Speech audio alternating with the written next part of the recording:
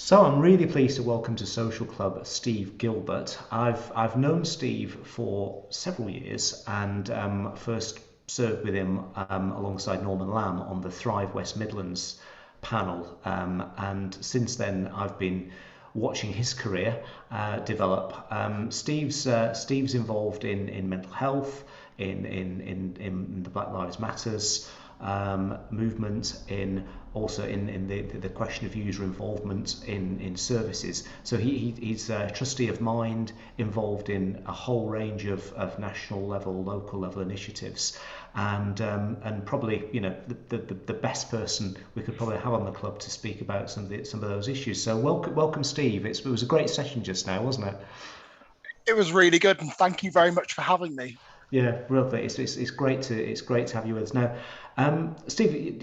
In your life story is interesting, in that you've got lived experience of mental ill health. You've got lived experience of racism, and also you're somebody who's working very hard in your professional life to challenge those things. Could you just maybe talk a little bit about your life and how what got you into the kind of levels of sort of professional activism that you're involved in now? Yeah, so I always say that I fell into this work. So I've got quite a history of poor mental health, stemming from my early teens. And when I was studying for my masters, I that was my first real experience of depression. I kind of bumbled along. Nothing too terribly dramatic. But that will kind of change when I kind of got to 24, had very serious depressive episode. It was the first time I experienced suicidal thoughts. And that was the first time that I ended up under secondary mental health care. This is Um, hospital, is it? Yeah, by that. it Yeah, wasn't hospital. yeah. I was under a crisis resolution home treatment team, Right. and then under with a psychiatrist and a community psychiatric nurse. So it was quite intense actually at Mm, that time, mm, and involved kind of medication, um, and the whole shebang with that. That was kind of 2 years of kind of depression and those experiences. And then when I was 26, so this is in 2010, I had a manic episode, ended up being detained under some of the police powers of the Mental Health Act, and then detained under the Mental Health Act itself. mm. And it was at that point that they then diagnosed me with bipolar disorder. And that was a real game changer. That was lifestyle changes, more permanent kind of medication. And it was a really long road to kind of rebuild my life. Um, and then it was in 2014 that I really fell into being in this part of the world. And it was first through volunteering, so it's through Time to Change. Yes. And you know, luckily for me, there were opportunities to be involved in a meaningful way, be involved in work around the experiences of young Black men, and it all kind of led on from there. Really, that combination of really a willingness and a desire for me to be involved, coupled with the support and kind of mentoring from people at the time and Yes. opportunities. That was really the foundation. Yes. Yeah. And you became a trustee of Mind. How did Yeah. that happen? Big national Um, organisation. Yeah. Really interesting. I never actually saw being a trustee of any organization. I never really saw that as being something for me. So there's kind of a lesson in there for all of us. And it was actually the chief exec, Paul. Um, he, it wasn't just me, but there were a number of people that he kind of tapped us on our shoulder and said, we need to have people with lived experience, and mind the mind board has lots of lived experience, and he said, I think this could be something for you, and it was that vote of confidence, um to be a trustee. So I've been a trustee of Mind for coming up on 4 years now. Yes. What's it been like? What's has it did it was it as you expected? Has it been different? Have you made an impact? I I hope I've made an impact. I mean, I believe that I have. It was a massive learning curve. I think part of that is mind and the just the range of things that Mind does. It's got it's a national organization. It's got it's a federated model, so it's got 120 local mines. It's got a retail arm, and it is the de facto number one kind of mental health charity in the country, and it's doing a lot. So there's a lot for us to govern. Phenomenal experience. One that ages you slightly, so that responsibility of being a legal guardian effectively of an organization, but also wanting to make sure that the organization responds to everybody's needs is a huge challenge, but it's also an incredible privilege, Yes. and one that I've been very thankful for. Yeah, and so you became a trustee of mine, and you're now working in your own business. Just to give people listening a chance to get a sense of what you're offering and doing. What are the things which you're finding people want your help with, Steve? What's the main things? So it's a really good question. So we're very much focusing on anti-racism. So a lot of my work will always be around mental illness, but in Mm. terms of the core of the consultancy, we are here to help those organizations and those leaders that know that they want to develop anti-racist processes and policies within their organizations, but don't quite know how to do that. And it's really taking people from that well-meaning sentiments through the process of understanding, because anti-rate, all these words, they don't mean anything. So it's really, what does this look like in your organization? Where's your organization at in terms of the policies, structures, staffing, what your organization's feeling, what that actually means for people using your service or product, then understanding what are the steps you need to take, and then ultimately being accountable to creating difference. So, at the end of the process, we have to be accountable to, has access changed? So, if you're running a service, have you got more people from Black, brown, and racialized communities using your service? What does that mean in terms of staff and staff progression? What are their experiences? So it's not just good enough to bring people into an organization if they're not really feeling part of it. And ultimately, are we delivering an equity of outcomes? So it's a huge challenge. I describe it as being partly science and partly alchemy, because I don't believe the mechanics of becoming an anti-racist organization are tremendously difficult. There's work involved. I think the alchemy is, how do we support organizations, leaders, the people working within them when things get tough? And it does get tough, like addressing any significant challenge in your organization. Ultimately, it becomes a bit of a personal challenge. It's the stuff between our ears that gets really, really stuck.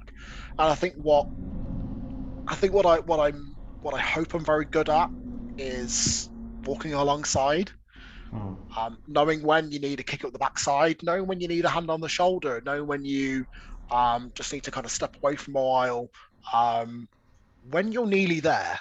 Um, and that for me is the value of a consultant. And there are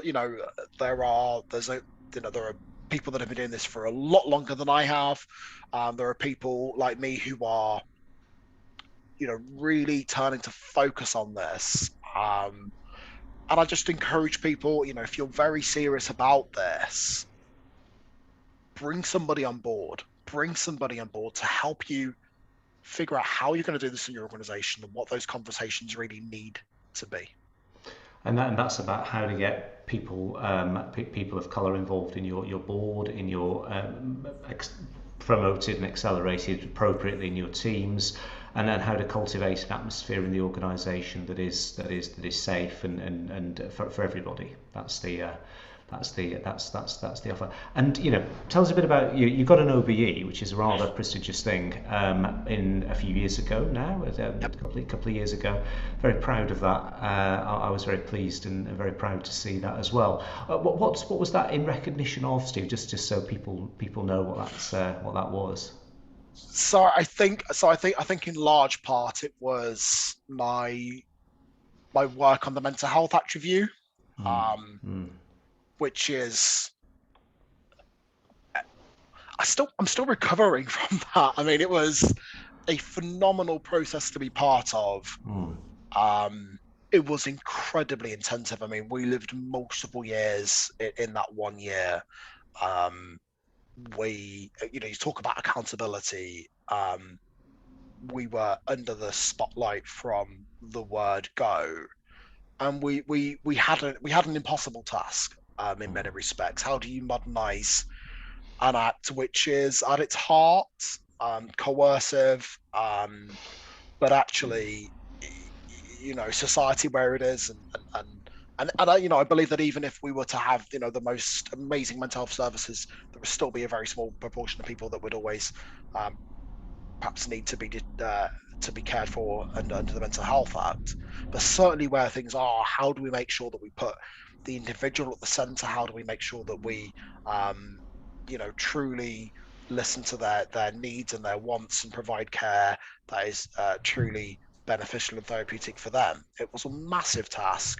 mm, Um, mm. and I, my role with Mind. I don't. I guess a group of people wrote really nice things about me, and I'm just incredibly thankful for that recognition. It is very very nice to be recognised in that way. I think for me personally, I don't I don't have a job title. I have one that I made up. Um, and I quite often find myself in a room with people with not just very lofty titles, but titles that translate well. If you're sat in a room with a consultant psychiatrist, you might not know what they do, but it sounds fancy. Mm. Or if they've got senior or something, and Yes, you've got something of your own in that it's situation, then, haven't you? Yeah, a yeah, great it's a great calling card. yeah, yeah. But also, you know, very very directly, there's the person that's always been stood beside me, which is Kathy. Um, and this is as much recognition for all the support, love, care that she's given to me, as well as this community, Craig, of which you're part of people that have just really welcomed what at times was probably a bit of a boisterous puppy, and really taken me under the wing, and helped and guided, and been able to challenge my energy, sometimes my anger and frustration. Um, and I very much hope that it gives me the ability to extend a door or a ladder to bring more people through. Um, but it also changes nothing. My friend's daughter still think I'm an idiot. So it's a nice piece of bling to have. Well, it certainly gives you, I think, quite rightly, I think appropriate status within the kind of professional realms that you're occupying now, and I'm just really pleased that you're in the room where you are, because I've always thought you bring something very fresh and very honest into those gatherings, and also you you know when we served on Thrive together, there's a lot of people, you know yapping away, and you were much more to the point and much more able to bring some sort of power and truth into the room, and I think that's if you were able to do that ongoingly, however absorbed you get into these systems, then I think that's a massive service to mental health, to the world, whatever. I think it's fantastic. Steve, we're going to probably bring our interview to a close. Just one final little question from me is if if you're a social club member listening to this, and you're running an organisation, and you're really scratching your head about, we're not very diverse in our board particularly, but in our team, and there's something just not quite right in the way our organisation is dealing with its disadvantaged or minority communities. What do I do? What are the things which today, tomorrow, as a leader, I can do that will help to move this on? It's a really good question, and there isn't one definitive answer. I think the starting point for me is you've got to take a long-term view, and you've got to be very honest about where you're at, but also how you might be being viewed. And it's really about relationships. If you want people to work with you, they have to trust and believe that you mean well by their community. And this is a huge challenge for organizations that are small and large alike, is how do you build that trust? I think with the social club, I think there's possibly the ability or the potential there to kind of club together and to kind of use that as a bit of a peer support group, as a way to hold each other accountable, a way to share practice, a bit of a shared identity. It isn't easy, it really isn't, but there are things that we can do, and just simply networking. So it might be that you have an expertise I recall that there was somebody on the call that does literacy. So network around that, and actually, can you find people from communities that, people that serve different communities to you that are doing literacy? Find some ways in which you can provide some value, find some ways in which actually you can get some value from them, and start to form those relationships. And it's about showing up time and time again. I think one of the frustrations and we've all been there, is when you're just suddenly asked to be part of a process, but there's no pre-existing relationship there. And what's quite interesting is, me and Craig talk about Thrive. That was back in 2016, and this is the first time we've actually kind of worked together since then. Not for want of trying, I may add, but I know as soon as an email comes from Craig, there's a good chance I'm going to say yes, because of that relationship, because of that trust.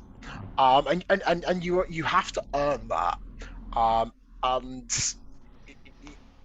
if you it's taking that intention, going, right, I really wanted to be somebody that uses whatever platform you've got to be able to promote other voices. And social media is a really great way to do this, as well as, if you, for example, in Black mental health, if you just type Black mental health into Twitter, or into Google, you'll find those organizations, find those accounts, be their biggest champion, retweet everything, comment. They'll soon recognize you, and then offer to jump on. The great thing with Zoom is you haven't got to travel anywhere. Jump on. I really love what you're doing. Can I grab 10 minutes of your time? I really want to find out more how I can help serve you. Steve, thank you. That's a great note to end on. So, Steve Gilbert, guest of Social Club, would love you to have an honorary membership in recognition of your services, as well as any fee, and as well. And on top, we'll look forward to seeing you back again at some point, either in the audience or in the chair, one or the other. That'd be good. Thanks, Steve. Thank you.